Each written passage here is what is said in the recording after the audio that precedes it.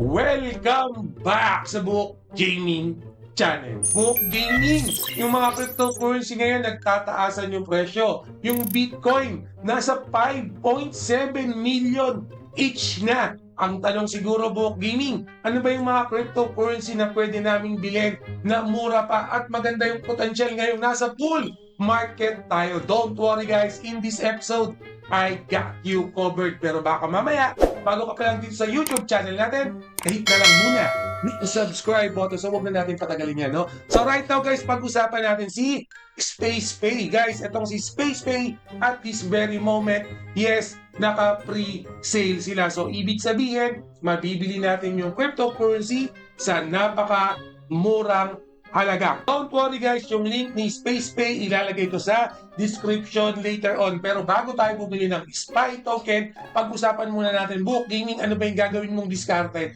para mas malaki yung kitain mo sa cryptocurrency dito kay SpacePay. So huwag kayong mag-skip, baka ma-miss out nyo yung mga gandang tactics na gagawin natin. So as mentioned nga pala kanina guys si Bitcoin, ayan, kakasabi ko ka lang, 5.7 ngayon, nag 5.798 na, so pa 5.8 na itong presyo ni Bitcoin. So tumataas po talaga yung presyo ng cryptocurrency. So yung gagawin natin diskarte kay SPY token, wag niyong palalagpasin. Book Gaming, ano ba yung unang gagawin para makabili dito sa pre-sale? So make sure lang na connected yung wallet nyo. In my end, ang ginamit ko is MetaMask wallet. Although yung Phantom wallet ko pwede ko naman gamitin, pero MetaMask, all good naman. And then yung cryptocurrency na pwede natin gamitin pambili, either Ethereum, USDC, USDT, or even yung bank card, yes, pwede. Pero in this tutorial, USDT yung gagamitin natin pambili ng SPY token. Pero bago tayo bumili, double check lang muna natin yung main website para dito kay SpacePay. Yes, big project cryptocurrency to. Nakikita natin yung mga backers and yung mga followers sa kanilang mismong website. And then for the roadmap itself, yes, clickable to, pero hindi na natin masyado idadivulge dito sa content natin kasi nga big project naman to. And then syempre, marami naman backer at nagpapatunay dito sa cryptocurrency na to. So yung how to buy, pretty much basic lang tulad na na-mention ko, valid MetaMask wallet lang. Make sure na valid kasi baka mamaya tumaas masyado yung presyo nito kasi makalimutan nyo yung pinang-connect nyong wallet ay masasayang lang. No? So make sure na valid yung gagamitin nyo. Sa tokenomics para dito kay SpacePay, kung makikita natin, may pinakamalaking chunk is yung pre-sale nila, which is 20%. For me, that's a good thing as an investor for this cryptocurrency. Tandaan nyo guys, mas malaki yung chunk sa tokenomics for pre-sale, much better. So makikita natin ang sumunod na malaki is yung marketing and community building nila, which is better din. Syempre, kailangan natin ng supporters, kailangan natin ng community para sa mga ganitong klaseng project, which is makes sense na nagkaroon sila ng budget for that one. Okay, meron silang question and answers dito guys.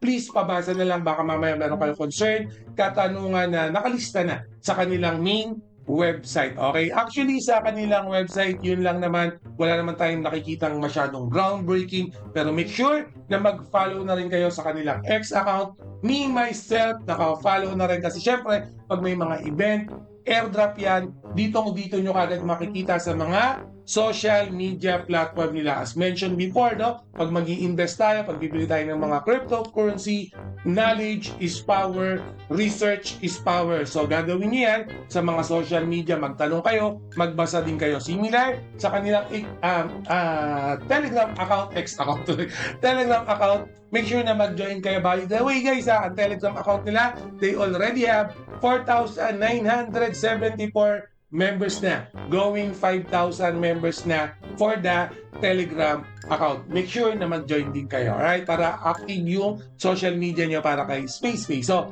ito na yung tanong. Book Gaming, yes, interested ako, gusto kong bumili dyan. Subukan ko lang kahit mababang halaga. For example, ako, ito yung gagawin ko guys Again, pwede nyo copyin itong strategy na gagawin ko. Ginagawa namin ng team namin to.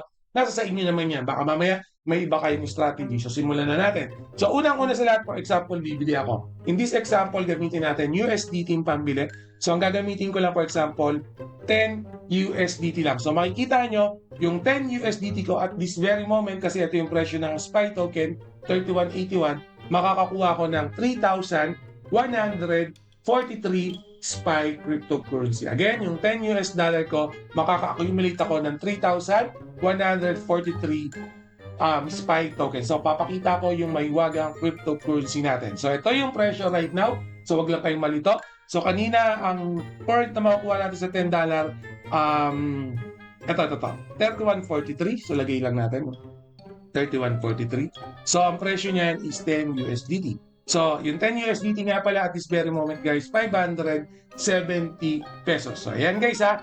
Currently, ito yung current price niya. Sa $10 ko, nagkaroon tayo ng 3,143 SPY token. Ito yung discarding gagawin ni Book Gaming. So, right now, i-hold ko lang yan since tumataas yung token, naka-pre-sale pa lang tayo, no? So, ibig sabihin, after nga ng pre-sale yan, automatic tataas na kagad yung pera. Pero, ito yung nagawa namin strategy, ito yung nakita namin sa analyst namin, sa analytic namin. So, ang gagawin namin dito guys, take profit tayo. So, pag tumaas na 0.00005,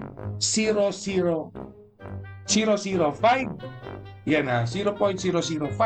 Okay, so ibig sabihin niyan, magte-take profit tayo ng 0.005 kasi ito yung nakikita ng team namin. So, ibig sabihin daw, yung 3,143 natin, yan ito, 3,143, pag naging 0.05, magte-take profit tayo. So, magkano yung kikitain natin? Yes. So, yung $10 natin, magiging $157. So, ibig sabihin, yung 570 pesos natin, magiging 8,958. So, ang gagawin ko lang dito, guys, is mag-hold lang ako. Sa pre-sale na to, $10 lang. Yes, 570 pesos lang yung tatalpa ko dito. Okay lang. Susubukan ko lang naman. I-hold ko lang yan. Wala namang mawawala. Big project naman yan, and then may utilization pa, may utility pa yung cryptocurrency na ito. Okay, so hihintayin ko lang siya mag 0.05. Okay, just imagine na. Guys, again, hindi ako nagiging greedy dito sa take profit ko. Kumbaga, okay na ako dyan. Hindi ko nahihintayin maging million pa yung kita ko. Let's be realistic lang, no? $10 ko, I'm not expecting na maging million yan. I'm not expecting na maging 300,000 pesos yan. Yung 570 ko, maging 8,958. Okay na ako dyan. Panalo na ako dyan. Okay, so hindi ako magiging greedy. Yun po kasi yung nagiging problema. Yun yung nagiging pagkakamali ng ibang crypto trader, spot trader, nagiging greedy sila. Gusto nila yung masyadong maliit na halaga sa aabot sa 1 milyon, 2 milyon. Although nangyayari yan, pero madalang po. So ako mismo, dito na ako sa makatotohanan, 0.05. Although, ito yung isang although ko dyan. Although nakikita ng team namin, kung magtutuloy-tuloy yung market, sabihin natin almost 6 million yung Bitcoin. Pag nag-umabot ng 6 million yung Bitcoin right now, at this very moment, o sabihin natin $110,000. Ito ang ine-expect ng team namin dyan. 0.0 or 0.01.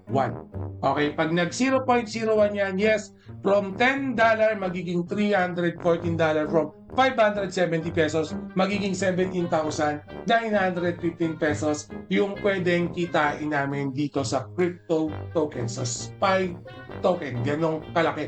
Pero dito, ang gagawin kong discount, ito guys, nasa inyo kung kakopyahin yan. Magto 2 and 3 kami. Okay, so ibig sabihin, yung $10 magiging $20. Alright, yung unang $10 as mentioned kanina, 0.05 out na namin yan. 0.05 out ko na yan. Pero yung isang $10 namin, 0.01 namin out. Okay, dalawang entry yung gagawin namin. Pero again guys, example ko lang yung $10. Siyempre hindi $10 yung gagamitin ko dyan, 100 something. Yung mga kaya kong patalo. Pero kayo, siyempre, tinatesting nyo pa lang, testing the water. Kumbaga, kung mainit ba ang malamig, sa inyo yan, sample ko lang yung 10. Ako kasi, minsan 100, minsan 200. Depende sa project dito kay Space. Siguro 100, 150. Susubukan ko lang. Subukan natin, kita ko lang siguro kung 100. No? Sa 100, ay hindi, dito natin pakita lang. Pakita ko lang saglit para meron lang tayong idea. So, 3-1, dagdagan lang natin ng 4 sa dulo. Yan. So, 100 for example, yung binili ni Book Gaming. Yun. Ito, malapit-lapit. 179,000. Okay lang, kaya naging 100 sakto yan. Siyempre nga, mas malaki yung puhunan ko. Okay, hindi katulad kanina, $10. So, again, kung maliit lang puhunan, huwag tayo mag-expect ng ganun kalaki. Pero in reality, yung maliit na puhunan na yun, since cryptocurrency ito pinag-uusapan natin, malaki na yung profit na naipasok sa atin. Okay?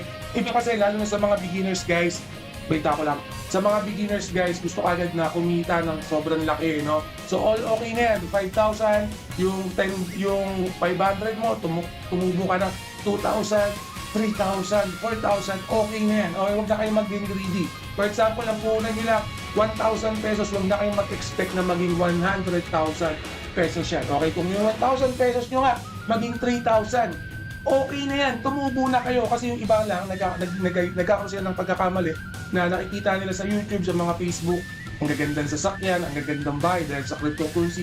Nangyayari po yan, pero bago po nila na-achieve yun, nagtyaga muna sila sa mababa, okay? Sa mababa muna tayo, mababang kita, palaki ng palaki, syempre pataas ng pataas yung puhunan, palaki ng palaki yung kita, okay? Huwag kayong mag-i-expect na mababa yung puhunan natin, milyon na kagad yung kikitain natin. Kalma lang guys na basta nakasubscribe kayo dito sa Buhok Gaming Channel, unti-unti. Let's grow together. Yun yung gagawin natin sa channel na to para sa community natin. Again guys, libre lang tong mga information na binibigay ko sa inyo. Nasa sa inyo. Please, make sure lang na i-double, triple check nyo pa rin yan. Siyempre, dito yung admin namin, yung team namin, may mga nami-miss out din kaming detail. So, hindi enough pagdaling, kayo pa rin talaga yung mag-decide kung gusto nyo yung mga ganitong klaseng cryptocurrency. And guys, always remember, Buhok Gaming loves you all. See you again in my next video. Salamat! Mwah!